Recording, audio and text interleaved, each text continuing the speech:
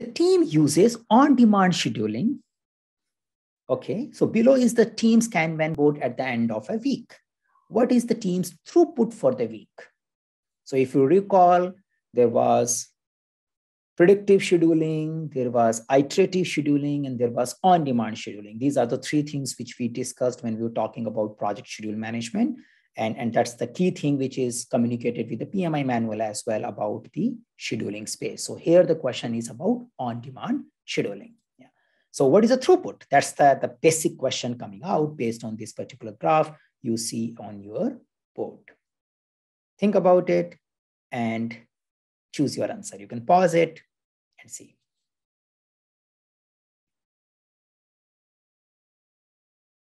Okay, so if you see here, what is throughput? It's just finding out how many items we have finished at the end of a duration. So you can say weekly throughput, daily throughput, or monthly throughput.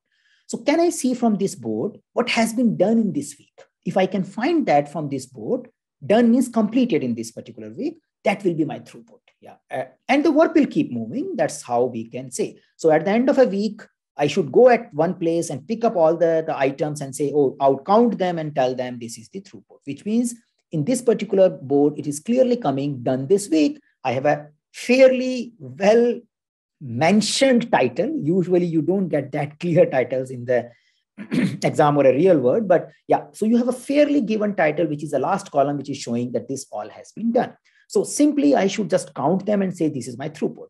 My throughput is 5.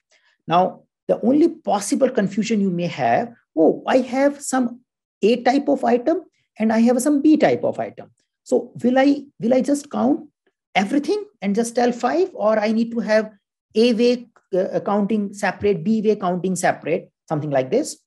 So see, in a throughput space, if it's a velocity, then the calculation will be a little complicated and your A way counting and B way counting start making sense. But when it is a throughput, it doesn't matter what is the characteristic of that particular item. It's just counting the number of items which are marked completed. Now, ideally, all of these items of more or less of a similar size, which means it should not happen one item takes 10 days and another item takes 1 day. So that much gap should not be there.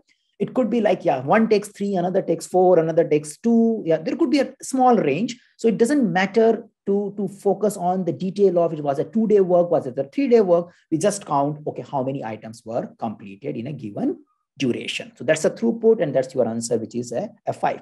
Now you may wonder, what is happening at the rest of the board? So rest of the board will continue. Rest of the board will continue. There are items at a test stage, develop stage, analyze stage, and they will keep moving. When I'm calculating the throughput, the rest of the board is not an area of interest for me. When I'm calculating throughput, rest of the board might show me what is the amount of work in between. Yeah, and it may have a different interpretation.